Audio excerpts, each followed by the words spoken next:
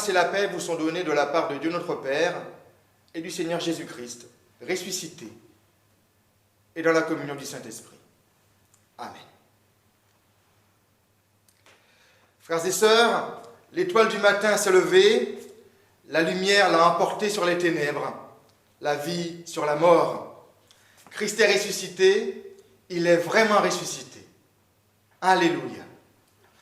Le monde entier peut être en fête, Christ est ressuscité. Alléluia. Il est vraiment ressuscité. Amen. Je vous invite à écouter l'évangile de Pâques. Tôt le dimanche matin, alors qu'il faisait encore nuit, Marie de Magdala se rend au tombeau. Elle voit que la pierre a été retirée de l'entrée du tombeau. Elle court trouver Simon-Pierre et l'autre disciple, celui que Jésus aimait. Et elle leur dit, « On a enlevé le Seigneur de son tombeau, et nous ne savons pas où on l'a mis. » Pierre et l'autre disciple partirent et se rendirent au tombeau. Ils couraient tous les deux, mais l'autre disciple courut plus vite que Pierre et arriva le premier au tombeau. Il se baissa pour regarder et vit les bandes de lin qui étaient posées là, mais il n'entra pas. Simon-Pierre, qui le suivait, arrive à son tour et entre dans le tombeau. Il voit les bandes de lin posées là, à terre, et ainsi que le linge qui avait recouvert la tête de Jésus. Ce linge n'était pas avec les bandes de lin, mais il était enroulé à part, à une autre place. À cet instant, l'autre disciple, celui qui était arrivé le premier au tombeau, entra lui aussi. Il vit et il crut. En effet, les disciples n'avaient pas encore compris l'écriture selon laquelle Jésus devait ressusciter d'entre les morts. Puis, les deux disciples s'en retournèrent chez eux. Louons le Seigneur. Rendez grâce au Seigneur car il est bon, éternel est son amour. Ma force et mon chant, c'est le Seigneur. Il est pour moi le salut. Clameur de joie et de victoire sous la tente des justes, le bras du Seigneur est fort.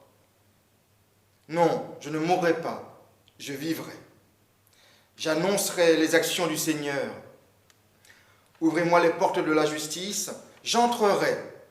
Je rendrai grâce au Seigneur. Je te rends grâce car tu m'as exaucé. Tu es pour moi le salut. La pierre qu'ont rejetée les bâtisseurs est devenue la pierre d'angle. C'est là l'œuvre du Seigneur, la merveille devant nos yeux. Voici le jour que le Seigneur a fait, qu'il soit pour nous un jour de fête et de joie. Alléluia. Amen. Frères et sœurs, présentons-nous devant Dieu tel que nous sommes. Implorons son pardon. Seigneur Jésus, tu as traversé les profondeurs de la mort. Tu nous prends par la main et tu nous conduis à la vie éternelle. Seigneur, aie pitié de nous. Seigneur Jésus, tu es sorti vivant du tombeau. Tu te manifestes aux tiens comme le Seigneur des vivants et des morts. Seigneur, aie pitié de nous. Seigneur Jésus, tu es l'alpha et l'oméga, le premier né d'entre les morts. Tu es la résurrection et la vie. Seigneur, aie pitié de nous. Amen. Notre Seigneur Jésus-Christ s'est manifesté en détruisant la mort et en faisant resplendir la vie. En lui, nous sommes pardonnés de tous nos péchés, au nom du Père, du Fils et du Saint-Esprit. Amen. Frères et sœurs, le Seigneur est avec vous. En paix, prions le Seigneur avant de lire les Écritures. Ô Dieu, force immuable et lumière sans déclin, de toute éternité, tu as formé le dessein miséricordieux de sauver les hommes. Et tu accomplis maintenant ton œuvre dans l'Église rassemblée par ton Fils. Nous t'en prions que le monde voit relever ce qui était abattu et rénover ce qui était ruiné. Et que tout retrouve son intégrité en celui qui est le principe de tout, Jésus le Christ, ton Fils, notre Seigneur et Sauveur. Amen. Nous lisons dans l'Ancien Testament, dans le livre de l'Exode, chapitre 14, versets 30 à 31. Ainsi, ce jour-là, le Seigneur délivra les Israélites du pouvoir des Égyptiens. Et les Israélites purent voir les cadavres des Égyptiens sur le rivage de la mer. Les Israélites virent quelle puissance le Seigneur était intervenu contre l'Égypte. C'est pourquoi ils reconnurent son autorité, ils mirent leur confiance en lui et en son serviteur Moïse. Puis nous lisons dans l'Exode, toujours chapitre 15, versets 20 à 21. La prophétesse Myriam, sœur d'Aaron, prit son tambourin. Toutes les femmes d'Israël la suivirent en dansant au son des tambourins. Myriam reprenait devant elle le refrain. « Chantez en l'honneur du Seigneur, il a remporté une victoire éclatante. Il a jeté à la mer les chevaux et les cavaliers. » Écoutons maintenant le Saint-Évangile de notre Seigneur Jésus-Christ. Et nous lisons dans l'Évangile selon Jean, chapitre 16, versets 20 à 22. « Amen, amen, je vous le dis, vous pleurez et vous vous lamentez, tandis que le monde se réjouira. Vous serez triste, mais votre tristesse se changera en joie. La femme, lorsqu'elle accouche, a de la tristesse, parce que son heure est venue. Mais quand elle a donné le jour à l'enfant, elle ne se souvient plus de la détresse, tant elle a de joie qu'un homme soit venu au monde. Ainsi, vous, maintenant, vous éprouvez de la tristesse, mais je vous reverrai. Votre cœur se réjouira et personne ne vous enlèvera votre joie.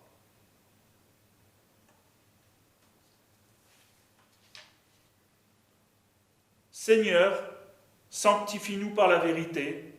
Ta parole est la vérité. Amen. Ton amour étonnant, fidèle et sans changement, ton amour est un roc solide sous mes pieds. Ton amour mystérieux me protège en tout lieu, me remplit de douceur et me fait chanter. Alléluia, Alléluia, Alléluia. Ton amour est là, Alléluia, Alléluia, Alléluia. Ton amour est là. Ton amour me surprend, je me sens envahi par la joie qui grandit tout au fond de moi. Et quand tu m'apparais, ta bonté transparaît, je sens monter en moi un chant pour moi. Alléluia, Alléluia, Alléluia. Ton amour est là, Alléluia, Alléluia, Alléluia. Ton amour est là, Alléluia, Alléluia, Alléluia. Ton amour est là, Alléluia, Alléluia, Alléluia.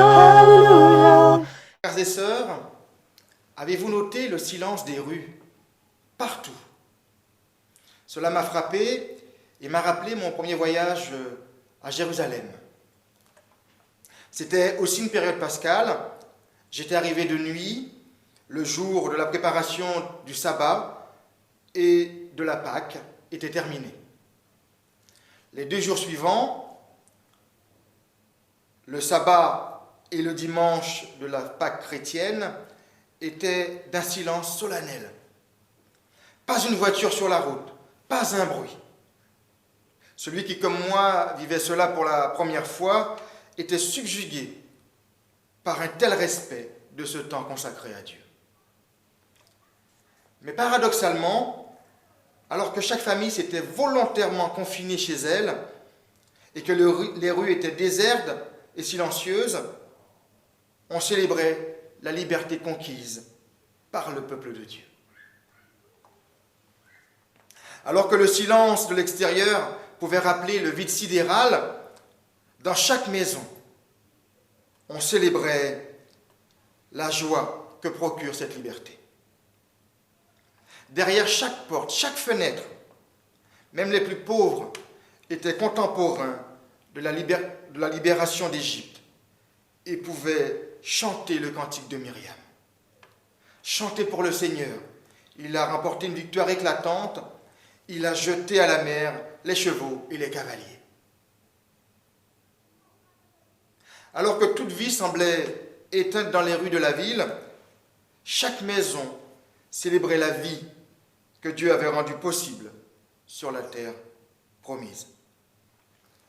Malgré les menaces du Pharaon poursuivant le peuple pour le détruire par l'arrière, et l'inconnu devant comme seule porte de sortie, le peuple avait cru en Dieu et choisi la vie qui l'attendait au-delà de cet inconnu.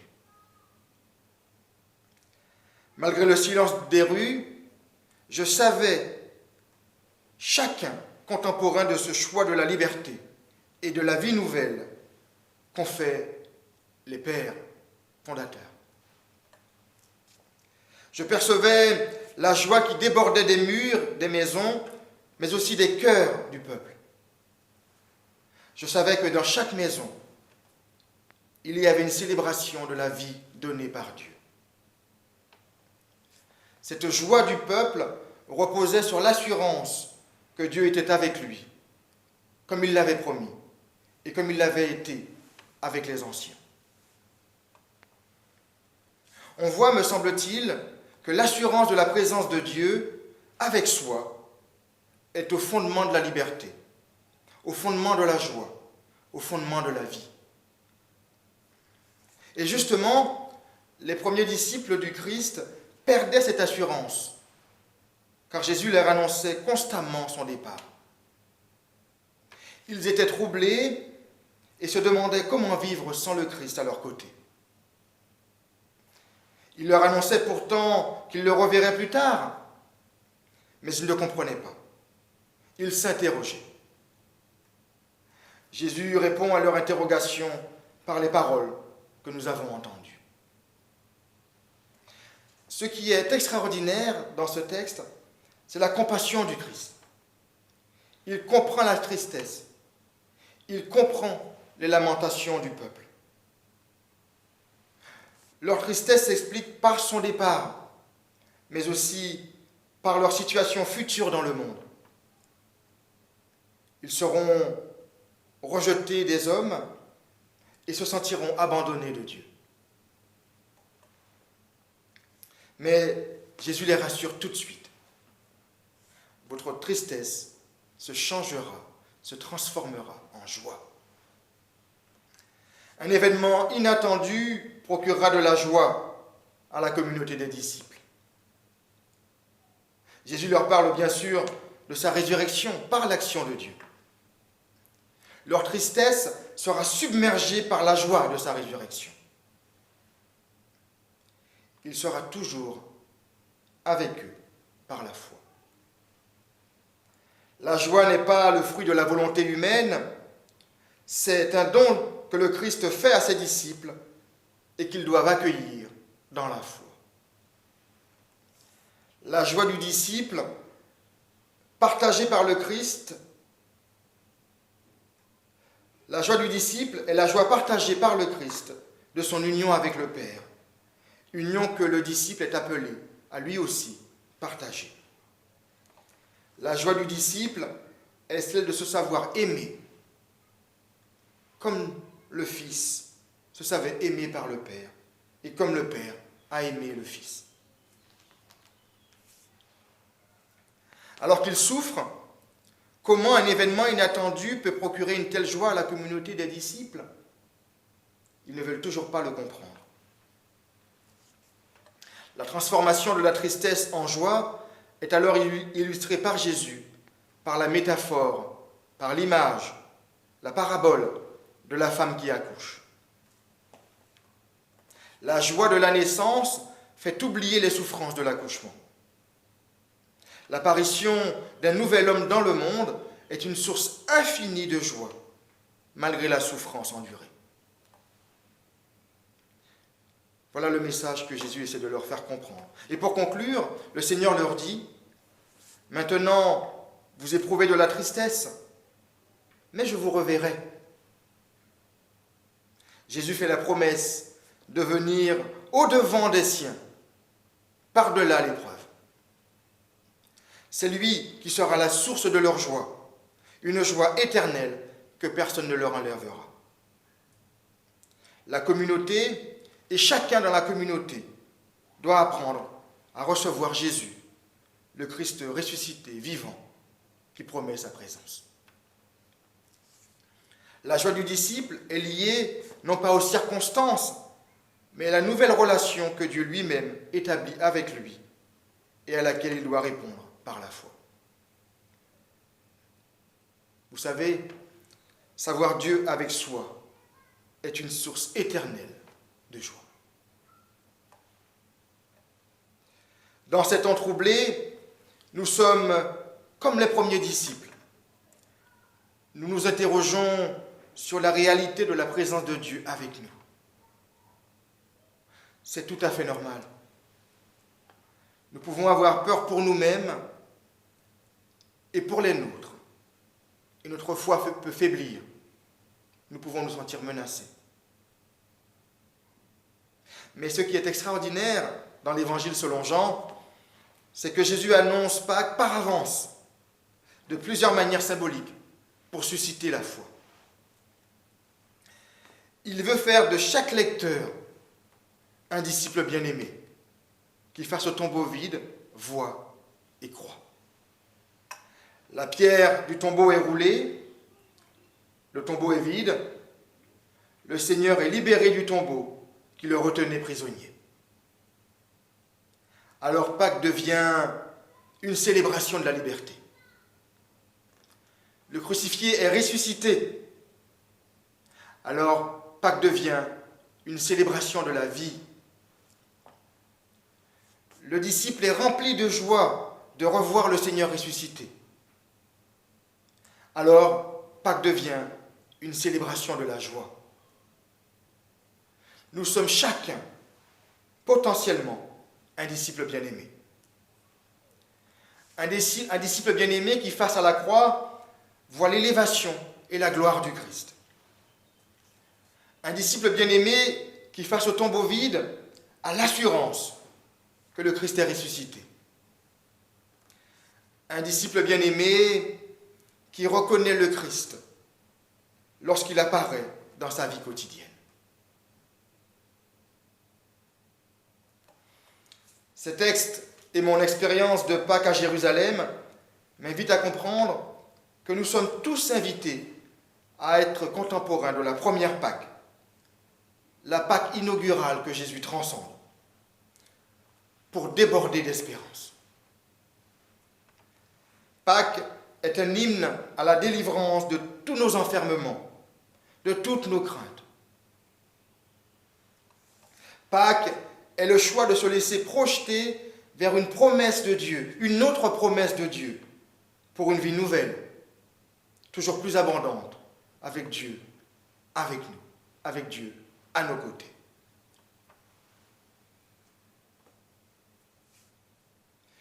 le ressuscité nous ouvre un chemin de liberté, un chemin de joie, un chemin de vie en plénitude. En ce moment particulier de notre vie, choisissons de célébrer la vie. Choisissons de célébrer la liberté. Choisissons de célébrer la joie. Joyeuse Pâques à tous. Christ est ressuscité. Il est vraiment ressuscité. Amen. Ton amour me surprend, je me sens envahi par la joie qui grandit tout au fond de moi.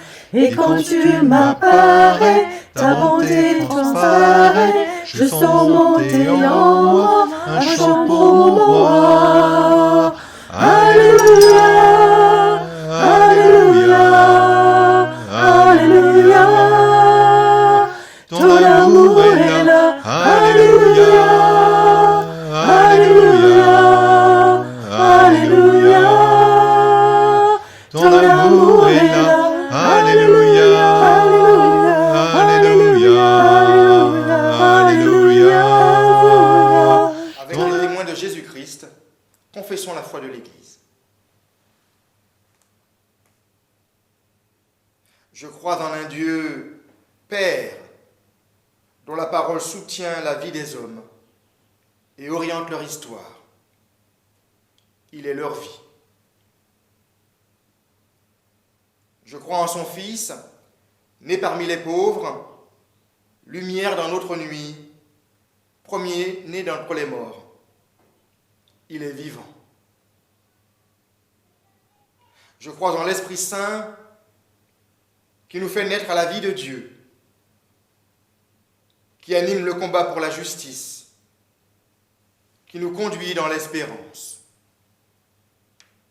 qui est la force qui fait vivre. Je crois la Sainte Église universelle, messagère de la bonne nouvelle qui rend libre. Elle nous enfante à la vraie vie.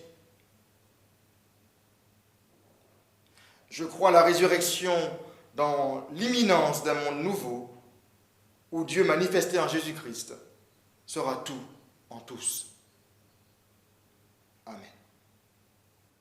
Frères et sœurs, en ce jour de Pâques, plus que jamais, nous devrions communier à la scène du Seigneur. Mais le confinement nous impose une abstinence forcée. Cependant, le Christ communie toujours avec nous pour diriger notre espérance vers la lumière. Il nous apporte la grâce de la vie éternelle. Prenez courage, frères et sœurs, prenez courage. Nous partagerons bientôt le pain et le vin, tel que le Seigneur Jésus l'a institué pour nous. Prenez courage, à bientôt. Ensemble, prions les uns pour les autres. Jésus le Christ, par ta résurrection, tu ouvres pour nous le chemin de la vie. Par ta résurrection, tu as confirmé la foi de tes apôtres. Qu'à leur suite, ton Église soit fidèle à proclamer ta bonne nouvelle au monde. Par ta résurrection, tu nous réconcilies dans ta paix. Donne à tous les baptisés de vivre une même communion de foi et d'amour.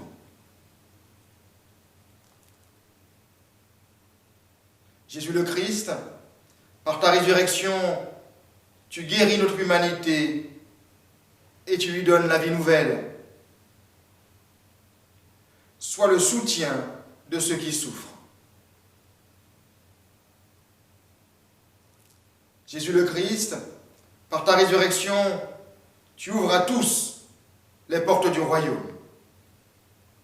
Conduis-nous jusqu'à la gloire du Père. Jésus le Christ, Unis à toi, nous élevons notre prière vers le Père. Ensemble, nous disons, Notre Père, qui es aux cieux, que ton nom soit sanctifié, que ton règne vienne, que ta volonté soit faite sur la terre comme au ciel. Donne-nous aujourd'hui notre pain de ce jour. Pardonne-nous nos offenses, comme nous pardonnons aussi à ceux qui nous ont offensés. Et ne nous laisse pas entrer en tentation, mais délivre-nous du mal. Car c'est à toi qu'appartiennent le règne, la puissance et la gloire pour les siècles des siècles. Amen. Christ est ressuscité, il est vraiment ressuscité. Il est avec vous et les vôtres tous les jours, jusqu'à la fin des temps. Mettez votre confiance, mettez votre foi en lui. Recevons la bénédiction de la part de Dieu. Le Seigneur vous bénit et vous garde. Le Seigneur vous accorde sa grâce. Le Seigneur tourne sa face vers vous et vous donne la paix. Allez et demeurez dans la joie du Christ ressuscité. Amen. Craindrai-je encore, il vit à jamais, celui que j'adore, le Prince de paix. Il est ma victoire, mon puissant soutien, ma vie